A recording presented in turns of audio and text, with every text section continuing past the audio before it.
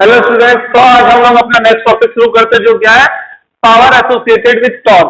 Means कहने का sense ये है कि जब फोर्स किसी बॉडी पे लगता है तो वो लीनियर मोशन करता है, और जब टॉर्क लगता है तो क्या होता है, सर्कुलर मोशन होता है। सिंपली उसी बेसिस पे अगर हम बात करें वर्क डन की, तो टॉर्क की वजह से जो वर्क डन होता है उसको हम लोगों ने देखा था कि डी डब्ल्यू क्या होता है, टाउ डॉट टी थीटा। ठीक है, ये हमने देखा हुआ था। अब मुझे पावर के बारे में बात करनी, तो मैं क्या करूंगा कि अगर कोई work done small interval of time के लिए लगता है तो मैं क्या करूं, dividing dt on both sides we get, हमें मिलेगा क्या कि dw upon dt is equal to tau. अब बेटा ये हमें मालूम है क्या होता है, ओमेगा, तो हम क्या लिखेंगे इसको, टाउ डॉट ओमेगा वेक्टर, और ये हमारा क्या हो जाएगा, पावर। ठीक है, तो ये हमारी होगी पावर की डेफिनेशन। क्या कि power is nothing but the torque, product of torque and angular velocity of the rotating body about its axis of rotation. ठीक है, मैथमेटिकल फॉर्मुलेशन में अगर मैं लिखना चाहूं तो लिख सकता हूं, पावर इज इक्वल टू, या power is defined as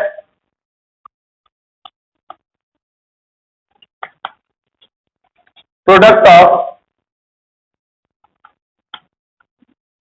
torque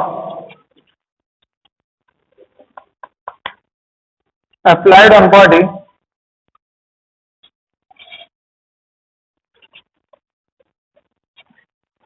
product of torque applied on body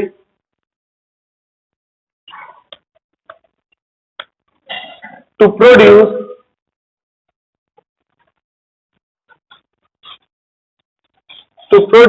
angular velocity, to produce angular velocity on given body about its axis of rotation, about its axis of rotation। ठीक है, तो इसको मैं क्या बोलूंगा, power बोल सकता हूं, जो टॉर्क के कारण हुई। ठीक है, किसके कारण हुई, टॉर्क के कारण हुई। चलिए अब हम बात कर लेते किसके बारे में, एंगुलर वेलोसिटी के बारे में। ठीक है, चलिए अब एंगुलर वेलोसिटी के बारे में बात कर लें। एंगुलर वेलोसिटी क्या होती है, देखिए एंगुलर वेलोसिटी क्या होती है,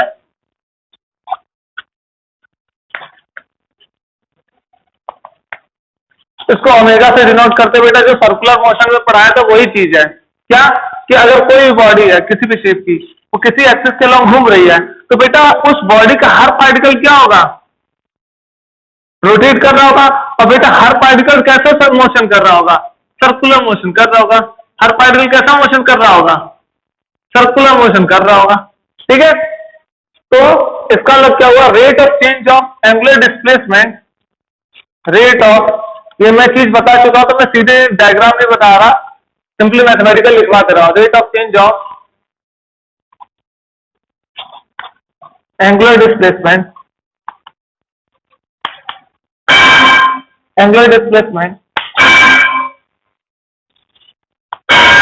इज कॉल्ड एंगुलर वेलोसिटी। ये यूनिफॉर्म में मैं हर चीज बता चुका हूं, तो यहां मैं प्रूफ नहीं कराऊंगा। ठीक है, तो क्या लिखता हूं ओमेगा को, D theta upon D T.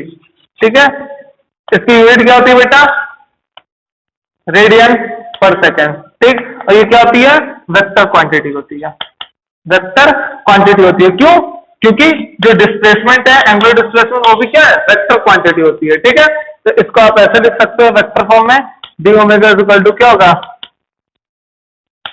ठीक है, बट इसकी डायरेक्शन क्या होती है, सारे पार्टिकल बेटा जब मूव कर रहे थे तो इसकी लीनियर वेलोसिटी होती है हर पार्टिकल की, जो ये टेंजेंशियल जो कंपोनेंट देता है वेलोसिटी का, वो क्या होता है, लीनियर वेलोसिटी होती है। इसको क्या बोलते हैं, लीनियर वेलोसिटी भी। पर जो एंगुलर वेलोसिटी होती है वो क्या होती है, एक्सिस ऑफ रोटेशन पे क्या करती है, एक्ट करती है। क्या करती है, एक्सिस ऑफ रोटेशन पे एक्ट करती है। तो डायरेक्शन ऑफ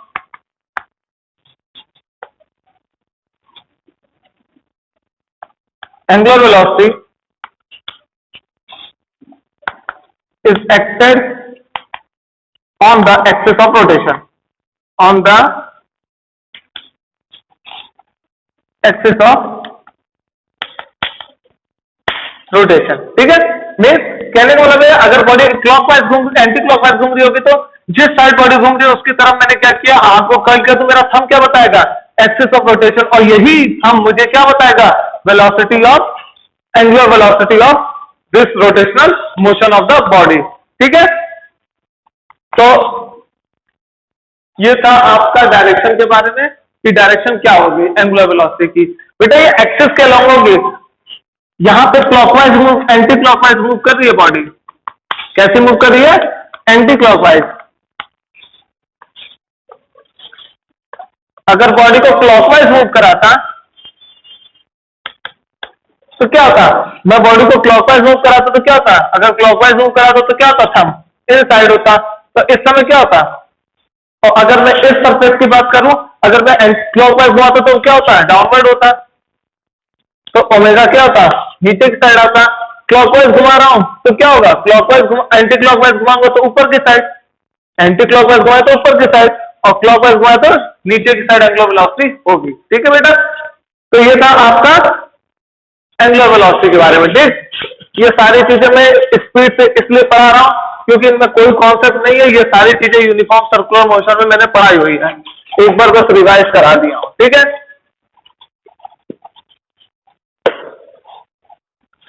तो बेटा थीटा और उसके बीच में मैंने एक रिलेशन भी बताया था, वो क्या कि हमें मालूम है कि ओमेगा इक्वल टू क्या होता है, सॉरी,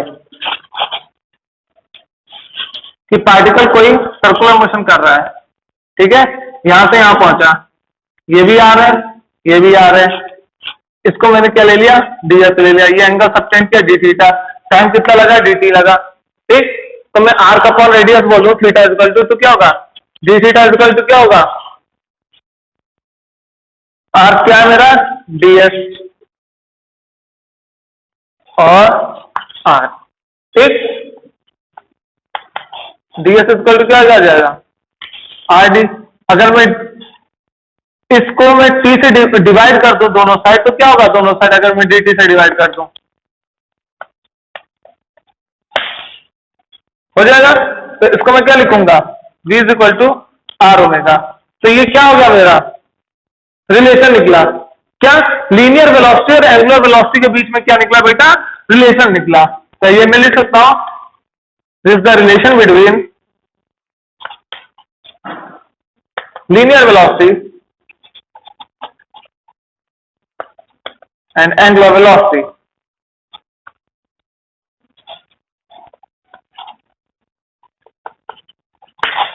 ठीक, तो बेटा ये तो स्केलर फॉर्म था। एक्चुअल वेक्टर फॉर्म में क्या होता है, वेक्टर फॉर्म की अगर बात की जाए तो वेक्टर फॉर्म में ये देखिए, ये कोई बॉडी थी, ये ऐसा मूव कर रहा है। ठीक है, ये इसका रेडियल वेक्टर है आर। ठीक, और इसके एक्सिस ऑफ रोटेशन पे क्या मेरा ओमेगा है। तो अच्छा मैं बात करूं कि इस पॉइंट पे जो मेरा वेलोसिटी वो किस डायरेक्शन में होगी, इस डायरेक्शन में होगी, मींस इनटू द बोर्ड होगी।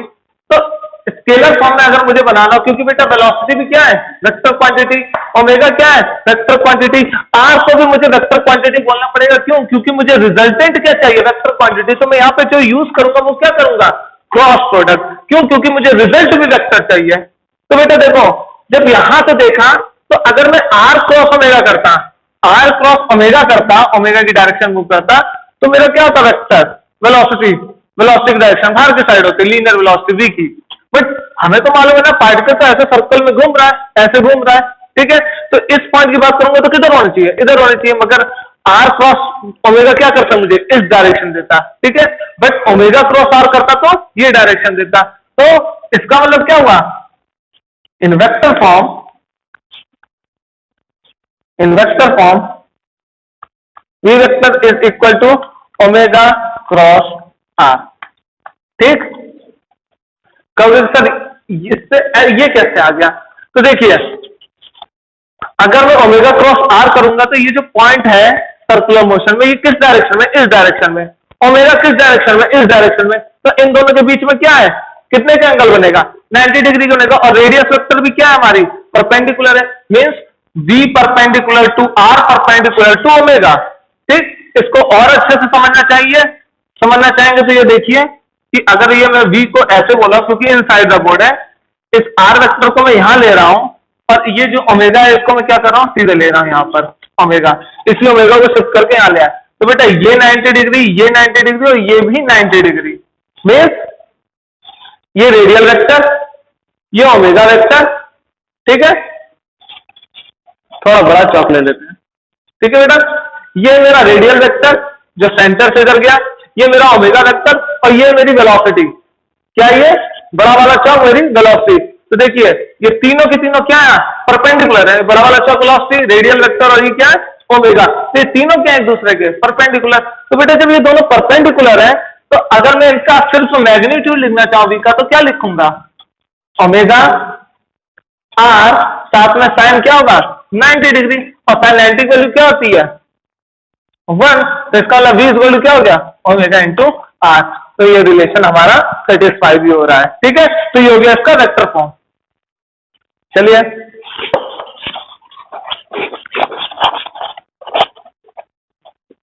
अब बात कर लेते हैं एक्सेलरेशन की। ठीक है बेटा, थोड़ा कॉम्प्लिकेटेड है ये वाला चीज। ठीक है, क्योंकि आपको पचे ना पचे एक्सेलरेशन का पोर्शन। ठीक है, तो आपके एनसीईआरटी में इसका मैथमेटिकल फॉर्मुलेशन दिया नहीं है। ठीक है, तो मैं बता दे रहा हूं क्या होता है।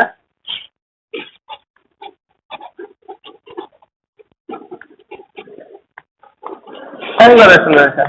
ठीक है, डेफिनेशन बता चुका था। Rate of change of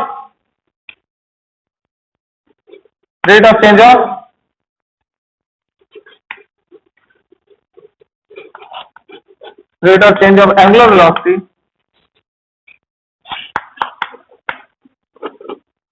is called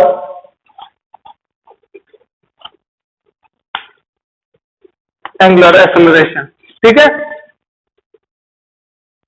क्या है? Angular acceleration. ठीक, तो बेटा अल्फा इक्वल टू क्या? तो इसकी यूनिट क्या होती है बेटा? रेडियन पर सेकेंड स्क्वायर। ये भी एक तरीके का क्या है? वेक्टर क्वांटिटी है। और ये कैसे वेक्टर होते हैं? एक्सियल वेक्टर होते हैं बेटा, क्योंकि इनके एक्सिस के अलॉन्ग एक्ट करते हैं। ठीक, स्पेलिंग देख लेना क्वांटिटी की।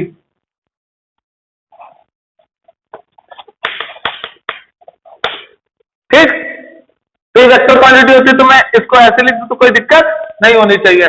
बेटा मैंने सर्कुलर मोशन में हर एक चीज को एक्सप्लेन किया हुआ है, तो फिर मैं आपको बोलूंगा नहीं। ठीक है, सर्कुलर मोशन में हर चीज मैंने बताई हुई है। ठीक, अब बेटा यहां पे एक कुछ चीजें हैं जो आपको नोटिस करने वाली हैं। ठीक है, अब वो नोटिस करने वाली चीज क्या है कि बेटा मैं वी वेक्टर को क्या लिखा था अभी रिलेशन में? वी इज इक्वल टू क्या होता है? Omega vector into R vector. ठीक बेटा, अगर मैं इसका differentiation with respect to time करूंगा तो क्या होगा कि D omega D T cross R, क्योंकि ये दोनों चेंज कर सकते हैं बेटा, plus omega D R upon D T. कहोगे सर ये क्या क्या? बेटा डॉट प्रोडक्ट किया है, पहले का एक डिफरेंशिएशन दूसरे को छोड़ा, दूसरे का डिफरेंशिएशन पहले को छोड़ा। ठीक है, प्रोडक्ट फॉर्मूला यूज किया है। ठीक है, बट ध्यान रखें जैसे मैंने पुट किया वैसे करना। पहले इसको लिखा तो ये क्रॉस रहेगा, क्योंकि क्रॉस में क्या होता है? अगर पोजीशन चेंज किए तो इसके आंसर भी चेंज हो जाएंगे। बेटा इसको क्या बोलते हैं? सर इसको तो भी आपने बताया था अल्फा क्रॉस आर बोलते हैं। और बेटा इसको क्या बोलते हैं? इसको बोलते हैं ओमेगा क्रॉस वीटी। ठीक, तो बेटा जो एंगुलर एक्सेलरेशन है उसकी डायरेक्शन क्या होती है? Direction is same as direction of angular velocity. Angular velocity के ही डायरेक्शन में क्या होगा बेटा, इसकी डायरेक्शन होगी, किसकी, अल्फा की बात कर रहे हैं, किसकी बात कर रहे हैं, अल्फा की बात कर रहे हैं, ठीक है। अब बेटा यहाँ पे जो कॉम्प्लिकेसी है वो मैं बता दे रहा हूं क्या होता है। एक्चुअली में जब भी बेटा कोई सर्कुलर मोशन होता है, कोई पार्टिकल सर्कुलर मोशन करता है, तो बेटा उसमें दो तरीके की वेलोसिटी तो एक ही लग रही है जी, जो कि इस रेडियल के हमेशा क्या होगी, परपेंडिकुलर, हमें मालूम है। बट यहाँ बेटा एक्सेलरेशन दो लगते हैं, एक्सेलरेशन यहाँ पे दो लगते हैं, एक होता है इनवर्ड जिसको हम बोलते हैं सेंट्रीपिटल एक्सेलरेशन, एक लगता है आउटवर्ड जिसे हम बोलते हैं क्या है, टेंजेंशियल एक्सेलरेशन। क्या बोलते हैं, टेंजेंशियल एक्सेलरेशन, ठीक है। तो बेटा ये जो दो पार्ट आए, एक ये पार्ट और एक ये पार्ट, ये उन्हीं का ही आप बोल सकते हो क्या है, फॉर्म है। क्या कि जो अल्फा आर है बेटा, ये अल्फा आर इसके लिए है, और ये जो ओमेगा बीटी है ये बेटा इसके लिए, एटी के लिए, ठीक है। तो एक आपका ये जो एक्सेलरेशन आया आपका, वो एक्चुअल क्या आया, एक आया इनवर्ड के लिए और एक आया टेंजेंशियल के लिए। ये टेंजेंशियल पोर्शन हो गया, ये इनवर्ड पोर्शन हो गया, ठीक है। तो यहाँ पे दो तरीके की आपको क्या मिले, क्वांटिटीज आपको मिली एक्सेलरेशन की, ठीक है। तो बेटा एक्चुअल में होता क्या है कि सेंट्रीपिटल फोर्स क्या करना चाहेगा, इनवर्ड की तरफ, टेंजेंशियल एक्सेलरेशन क्या करना चाहेगा, आउटवर्ड की तरफ। तो जो फोर्स लगता है, एक्सेलरेशन जो लगता है, वो क्या लगता है, इन दोनों के बीच में कहीं लगता है, ठीक है, जो कि ये देगा, इन दोनों का सम करके, वेक्टर सम करके जो आएगा, क्लियर। ये भी वेक्टर क्वांटिटी देगा, ये भी वेक्टर क्वांटिटी देगा, इन दोनों का सम जो होगा वो हमें क्या देगा, ए देगा, ठीक है। तो जो लीनियर एक्सेलरेशन है और अल्फा के बीच में ये है रिलेशन, ठीक है। अब कहोगे सर ये आर वेक्टर कैसे चेंज करता है, बेटा एक्चुअल में यह क्या होता है कि जो सर्कुलर मोशन होता है वहां पे हम लोग एक्स वाई कोऑर्डिनेट को ना यूज करके हम आर थीटा कोऑर्डिनेट यूज करते हैं, जिसको हम बोलते हैं पोलर कोऑर्डिनेट, जो हमने कॉम्प्लेक्स एनालिसिस, कॉम्प्लेक्स अलजेब्रा में आपने पढ़ा होगा, ठीक है, पोलर कोऑर्डिनेट, ठीक है। अब बेटा पोलर कोऑर्डिनेट में थीटा का जो चेंज होता है, तो थीटा की यूनिट क्या होती है, थीटा कैप, यूनिट वेक्टर, और आर का क्या होता है, आर कैप। बट हम जो एक्स वाई जेड में पढ़ते हैं, आई जे और के वेक्टर, ये बेटा एक कांस्टेंट यूनिट वेक्टर कहलाते हैं। क्या कहलाते हैं, ये कांस्टेंट यूनिट वेक्टर कहलाते हैं। क्या कहलाते हैं, ये कांस्टेंट यूनिट वेक्टर कहलाते हैं। बट ये जो वेक्टर्स होते हैं ये कांस्टेंट नहीं, वेरिएबल यूनिट वेक्टर होते हैं, ये वैरी करते हैं, वेरिएबल यूनिट वेक्टर होते हैं, ठीक है। ये क्या होता है, वेरिएबल यूनिट वेक्टर होते हैं। इस वजह से क्या हुआ, ये आर वेक्टर जब मैं निकला तो इसमें आई के साथ साथ जो ये आर तो सेम रहेगा, बट इसके जो थीटा और आर कहता है, ठीक है, ये जो दो यूनिट वेक्टर है वो इसमें क्या करते हैं, वेरी करते हैं, जिसकी वजह से मैंने इसको क्या लिखा, वीटी लिखा है, ठीक है। तो ये बात क्लियर होनी चाहिए, ठीक। ये बेटा आपका एसी या आपका क्या, अल्फा और ओमेगा दोनों सेम डायरेक्शन में, दोनों क्या, सेम डायरेक्शन में। यहां पे आप अगर देखना चाहो, अगर किसी एक को मैं जीरो कर देता, क्या करता, अगर किसी एक को, ले सपोज करिए जो चेंज हो रहा था वो क्या होता, कुछ भी नहीं होता, ले सपोज करिए कुछ भी नहीं होता, तो अगर चेंज जीरो हो जाता तो हमारा फॉर्मूला क्या बनता, ए का सिंपली बनता अल्फा क्रॉस आर वेक्टर, ये बनता। अगर अल्फा क्रॉस आर बनता तो फिर देखिए बेटा, जिस डायरेक्शन में वेलोसिटी चेंज कर रही थी ये वी लीनियर, उसी डायरेक्शन में एक्सेलरेशन होता। तो देखिए ओमेगा का अगर मैं आर की तरफ आता, क्योंकि ये रेडियल वेक्टर है, ये मेरा रेडियल वेक्टर है, तो ओमेगा से आर की तरफ आता तो वेलोसिटी जिस डायरेक्शन चेंज करती उसी डायरेक्शन में क्या था, मेरा एक्सेलरेशन मिलता। यहां से देखिए अगर ये जीरो हो जाए, जो ओमेगा वो चेंज जो हो रहा है वो कांस्टेंट है। अगर इस पार्ट की सिंपल में बात करूं, तो अगर इस पार्ट के लिए देखिए, ए को अगर मैं क्या करूं, ओमेगा इंटू वीटी की बात करूं, तो देखिए एक्सेलरेशन का आएगा, ओमेगा कहां है, क्या है, ठीक है। और जो मेरा वीटी है वो क्या है, वीटी की तरह टेंजेंशियल इधर की साइड है, तो क्या होगा, ओमेगा से वीटी की तरफ में आऊंगा तो मेरा जो वो है एक्सेलरेशन डायरेक्शन वो क्लियर है, रेडियली इनवर्ड। और मैंने आपको बताया कि ये किसको फोर्स देता है, ये मुझे क्या प्रोवाइड करेगा और ये मुझे क्या प्रोवाइड करेगा, ये दोनों मुझे कौन सी चीजें प्रोवाइड करते हैं कि अगर मेरा ये चीज 0 हो गई तो क्या होगा, VT मीन्स ओमेगा और VT इस डायरेक्शन में अगर रहा ओमेगा और VT इसी डायरेक्शन में रहा परपेंडिकुलर, तो हमारा जो एक्सेलरेशन होगा वो किस डायरेक्शन में होगा, इस डायरेक्शन में होगा। तो मीन्स ये जो पार्ट है मुझे ये रेडियली इनवर्ड डायरेक्शन देगा एक्सेलरेशन की, क्या देगा, रेडियली इनवर्ड डायरेक्शन देगा।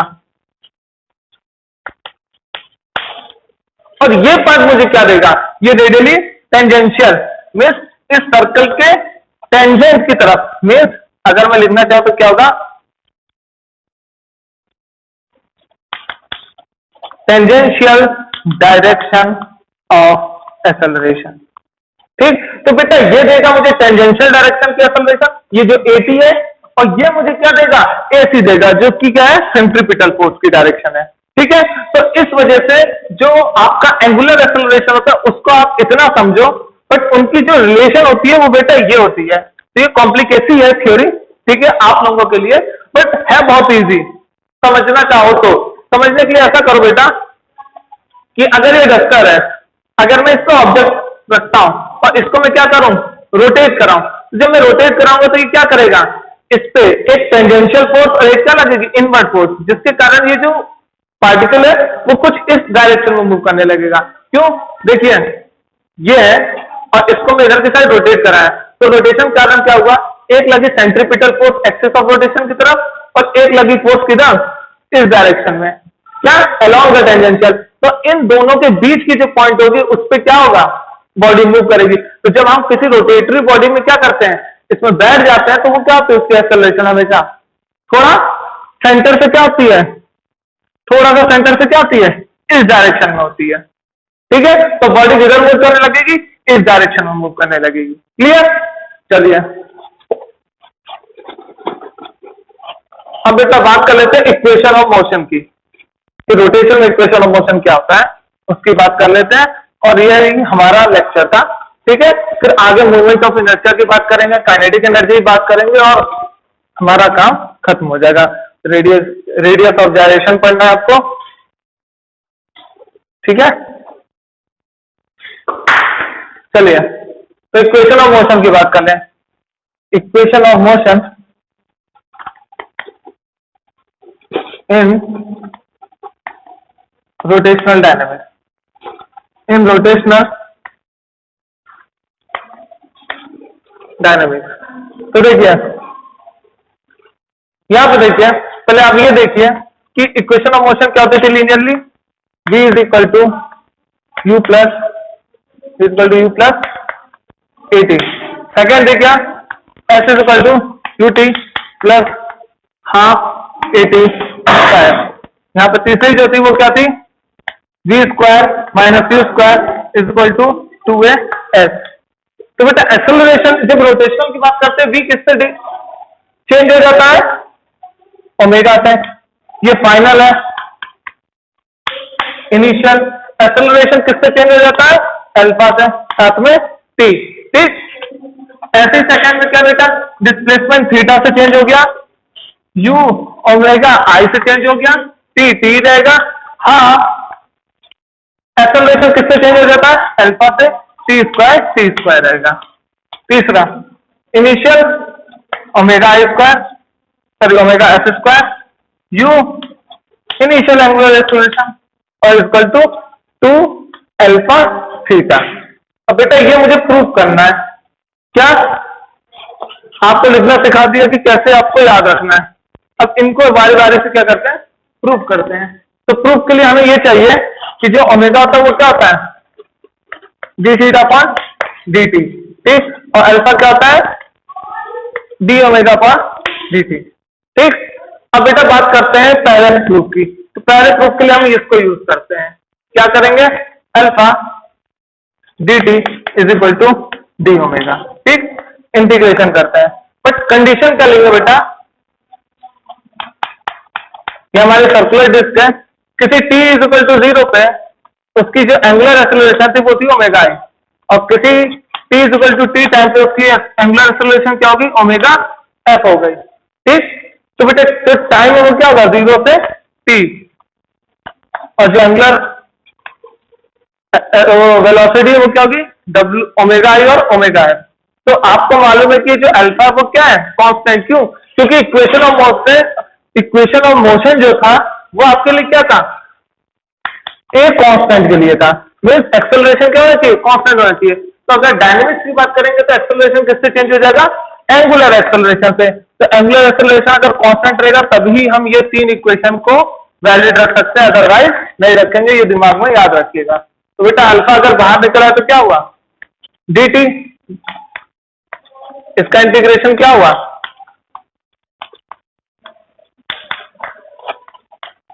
ठीक, ये ओमेगा एफ है।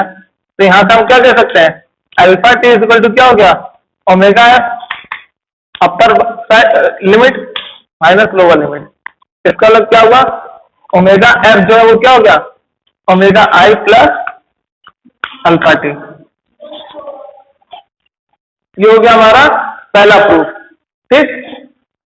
अब ध्यान दीजिए, दूसरे प्रूफ की बात करते हैं। किसकी, दूसरे प्रूफ की बात करते हैं। चलिए दूसरे प्रूफ के लिए क्या करते हैं कि इनके बीच में जो डिस्प्लेसमेंट हुआ वो मैंने क्या मान लिया, थीटा मान लिया। थीटा मान लिया तो क्या होगा, अब उसकी बात करते हैं। अगर मैं थीटा की बात करूं, थीटा मानने की, इसको अगर मैं थीटा मानूंगा तो क्या होगा,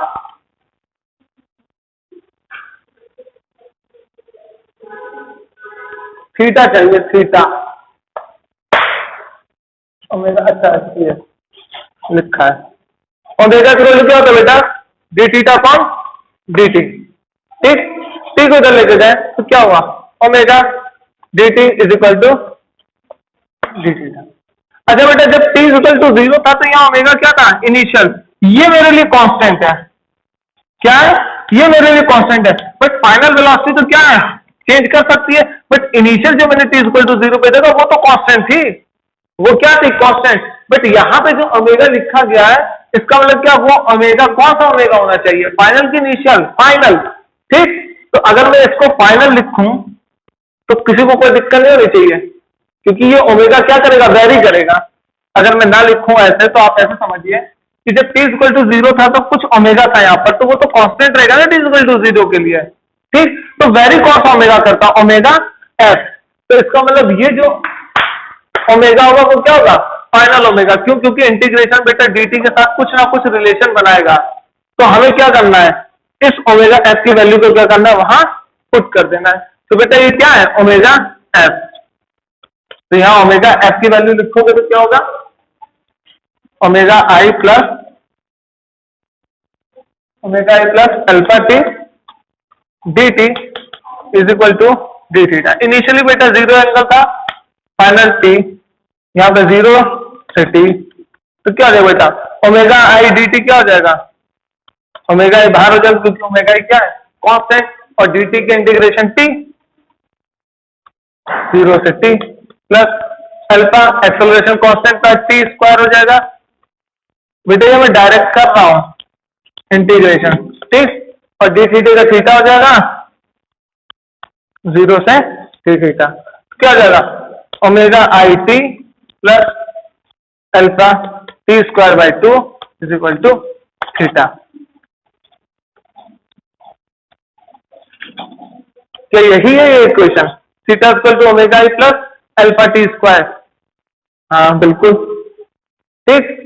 अब बात कर लेते हैं तीसरे इक्वेशन की। अब बात कर लेते हैं तीसरे इक्वेशन जिसमें मुझे चाहिए अल्फा और थीटा दोनों चाहिए, ठीक है।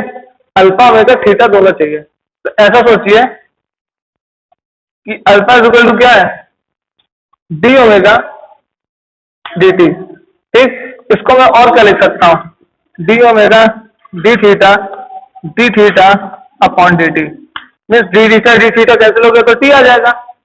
इसको क्या बोलते हैं, ओमेगा, क्या हो गया, D omega upon D theta alpha, ठीक। तो अब यहां से आप देखें alpha D theta is equal to omega D omega I से ओमेगा एफ, और यहां पे 0 से थीटा। तो बेटा अब इसको सॉल्व करोगे तो क्या आएगा, मैं डायरेक्ट लिख दे रहा हूं, अल्फा बाहर होगा और डी थीटा का थीटा होगा, ऊपर की वैल्यू रखोगे नीचे की हो जाएगी, तो क्या करा अल्फा थीटा, ये क्या हो जाएगा ओमेगा स्क्वायर। तो बेटा omega by 2 minus initial value omega I by 2। ठीक, तो बेटा इस 2 को कॉमन लेके इधर जाओगे तो क्या आएगा 2 alpha theta is equal to omega F square minus omega I square. तो बेटा ये आपका इक्वेशन ऑफ मोशन भी क्या हो गया, रोटेशनल डायनेमिक्स का प्रूफ हो गया, ये रहा आपका तीसरा वाला। ठीक, तो आई होप आपको समझ में आया होगा। थोड़ी सी मैथमेटिक्स से इंटीग्रेशन मैंने बताया है, मैंने डायरेक्ट यूज कर लिया, पहले dt इसके साथ इंटीग्रेट करेगा फिर dt इसके साथ इंटीग्रेट करेगा, सेम चीज यहाँ पे की गई है। ठीक है, डी थीटा का क्या होता है थीटा, थीटा की वैल्यू क्या रखते हैं थीटा फिर 0, फिर थीटा की वैल्यू यहाँ रखते हैं 0 की वैल्यू रखते हैं, तो फिर क्यों इतना लंबा करना। ठीक है, तो डायरेक्ट मैंने कर दिया है, ये अलग अलग प्रूफ है ये। ठीक है, ये तीनों प्रूफ है आपके इक्वेशन से। ठीक है, तो आई होप समझ में आया होगा। ओके बेटा, हैव अ नाइस डे।